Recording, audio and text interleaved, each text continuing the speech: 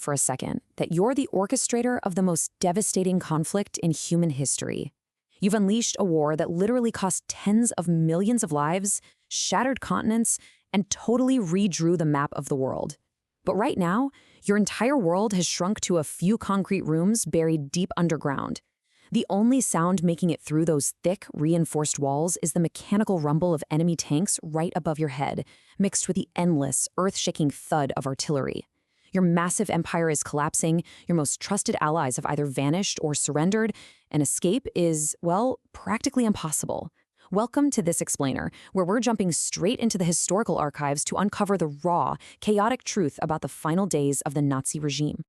So what really happened during Adolf Hitler's final hours? For decades, the end of the Second World War has been wrapped in this dense fog. It's this wild mix of hard facts, scattered records, and honestly, some incredibly persistent rumors that have stuck around for generations. But today, we're going right to the primary source material. We are cutting through all the myths to explore the exact sequence of events that brought the most destructive conflict in human history to a close. We're going to map out the timeline, the environment, and those final, desperate decisions made in the dark. Section 1. The Fall of Berlin.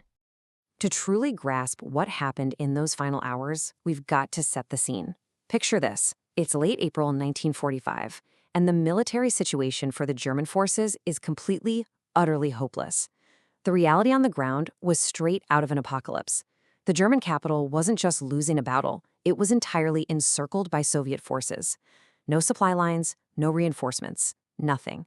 Berlin was facing relentless, around-the-clock bombardment from the air and from artillery that was literally drawing closer by the hour. And the Red Army? They weren't taking the city in sweeping grand maneuvers, they were taking it street by shattered street in brutal, close-quarters combat. The war was definitively lost, and every single military commander on the surface knew it. Section 2.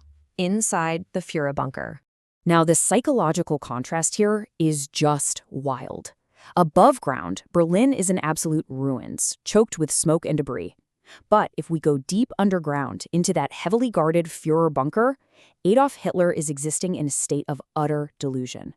Historical records, pulled directly from the testimonies of the people who were actually down there with him, show that he continued to believe right up until the bitter end that the tide could somehow miraculously turn. He was literally standing over maps, furiously issuing commands to military units that had either been completely annihilated days ago or in some cases just didn't even exist anymore. The disconnect between that subterranean bunker and the burning city above was absolute. Section 3. The final 24 hours. The clock was ticking, and the collapse of the regime happened with breathtaking speed. Over just a handful of pivotal dates, the course of global history shifted permanently. We're looking at events tightly isolated to the claustrophobia of the bunker on April 29th and 30th, which then spiral out to the global stage by May 8th. The decisions made in those tight, concrete corridors echoed across the entire world. Let's zoom in on that first critical date to really understand the mindset of those final moments. Okay, so on April 29th, just a single day before his death, a completely surreal event took place. Hitler married Eva Braun. Now, you have to remember, Braun was someone who had lived entirely out of the spotlight for years. She was kept hidden from the German public despite her close ties to him. Yet, while the city literally crumbled and burned above their heads, they held this brief, bizarre little wedding ceremony down in the bunker. Right after that, Hitler signed his personal and political testaments. And in these documents, he was completely unrepentant.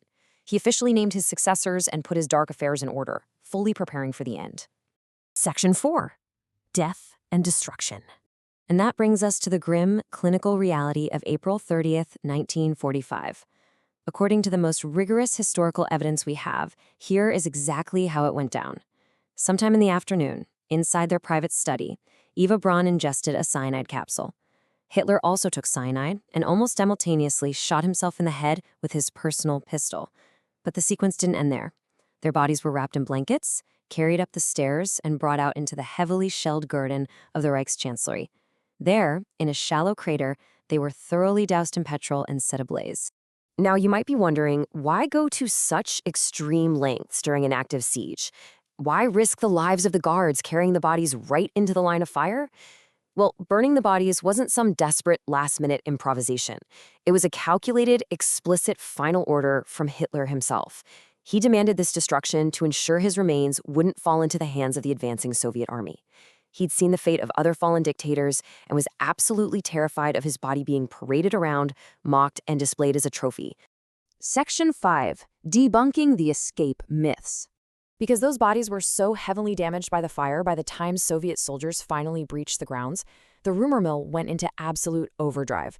A massive wave of speculation was born almost instantly. Did he actually die? Did he use a body double? Did he somehow sneak onto a hidden submarine and escape to South America? These conspiracy theories thrived on the ambiguity of those charred remains, and they filled the silence of the post-war era for decades. But as an explainer of the facts, we have to look past the sensationalism and focus on the undeniable historical record. The actual evidence builds an undeniable case across 3 rock-solid pillars of truth. First, rigorous historical research and forensic analysis conducted by global experts over decades. Second, deeply corroborated eyewitness testimonies from the very people who were inside the bunker with him, his aides, guards, and secretaries who saw the immediate aftermath. And third, the eventual declassification of Soviet archives, which actually contained the initial autopsy reports and dental records. All of these point in one single, definitive direction. Adolf Hitler and Eva Braun died in that bunker on April 30, 1945. There is literally no credible historical proof of survival or escape. Period. Section 6. The end of the war. Zooming out from the claustrophobia of the bunker and those dark final hours, we really have to acknowledge the monumental aftermath of these events on the rest of the globe. Mere days after the suicides, the fragile remnants of the Nazi regime collapsed entirely. On May 8, 1945, Germany officially signed the Instruments of Unconditional Surrender. This marked the absolute end of the Second World War in Europe. This conflict had completely transformed the world. It left once great cities in smoldering ruin, displaced millions of survivors, and resulted in the tragic deaths of tens of millions of people across the globe. You know, the final hours in the bunker remain one of the most heavily researched moments in modern history. But it's so vital to remember that we don't study these last hours out of some sense of heroism or military intrigue. The reality is much starker. As the historical record shows, this marks the definitive end of a regime responsible for unprecedented destruction, the Holocaust, and quite frankly, one of the darkest periods in human history. We study this because it signifies the closure of an era characterized by horrific suffering, and it stands as a permanent testament to the devastating cost of totalitarianism. So I'll leave you with this final provocative thought to chew on.